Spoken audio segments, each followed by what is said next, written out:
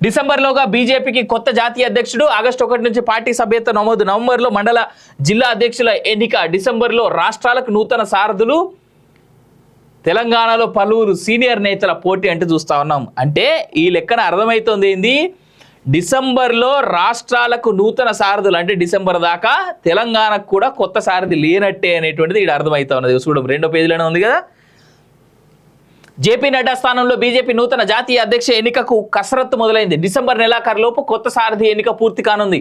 ఆయన పదవీ కాలం ఎప్పుడో పూర్తయింది. ఎన్నికల నేపథ్యంలో గత నెల వరకు పొడిగింపు లభించింది. అది కూడా ముగియడంతో కొత్త అధ్యక్ష ఎన్నికకు కసరత్తు మొదలైంది.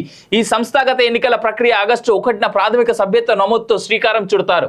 సెప్టెంబర్ 15 వరకు ఇది కొనసాగుతుంది. సెప్టెంబర్ 16 నుంచి 30 వరకు క్రియాశీల సభ్యత్వ ప్రక్రియ కొనసాగుతుంది. బీజేపీ నియమావళి ప్రకారం ప్రతి సభ్యుడు 9 ఏళ్లకోసారి తప్పనిసరిగా సభ్యత్వాన్ని పునరుద్ధరించుకోవాలి. ఈ ఏడాది ప్రధాని మోదీ సహా పార్టీ నేతలంతా రెన్యువల్ చేసుకోవాల్సి ఉంటుంది.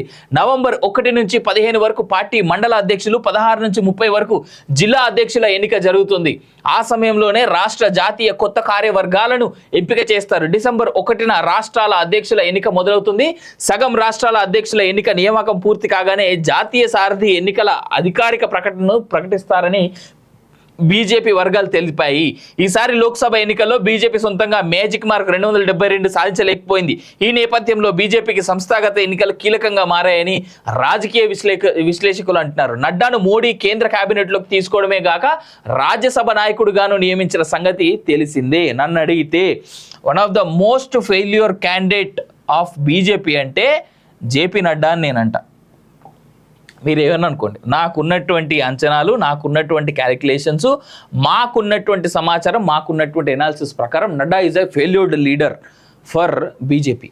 నడ్డా ప్లేస్లో శివరాజ్ సింగ్ చౌహాన్ కానీ లేదు అంటే నన్ను సజెస్ట్ చేయమంటే రామ్ మాధవ్ అని ఇంతకుముందు బీజేపీలో ఉండే, ఆయన ఇప్పుడు ఆర్ఎస్ఎస్లో వన్ ఆఫ్ ద కీ పొజిషన్స్లో ఉన్నారు. ఆయన మోహన్ భగవత్ గారి తర్వాత ఆ పొజిషన్లో ఉన్నారు. రామ్ మాధవ్ మన తెలుగు వాళ్ళకి చాలా తక్కువగా పరిచయం ఉన్నటువంటి వ్యక్తి, బట్ నార్త్లో చాలా మంచి పేరు, చాలా మంచి స్టేచరు ప్లస్ మంచి అనుభవం ఉన్నటువంటి వ్యక్తి రామ్ మాధవ్, శివరాజ్ సింగ్ చౌహాన్ లేదు అంటే మన రోడ్స్ అండ్ బిల్డింగ్స్కి సంబంధించినటువంటి మినిస్టర్ ఉన్నారు కదా, నాతో మతిమరుపు ప్రాబ్లం ఉంటుంది. ఆయన కానీ నాకు తెలిసి చాలా అద్భుతమైనటువంటి లీడర్లుగా అయ్యేందుకు అవకాశం ఉంది. నేషనల్ లీడర్లుగా వాళ్ళని పెడితే మాత్రం బీజేపీకి మంచి రోజులు కనిపిస్తాయి. అఫ్కోర్స్ నాలాంటి వాడే ఇంత ఆలోచిస్తే వాళ్ళు ఇంకెంత ఆలోచిస్తారో చూసుకోవచ్చు.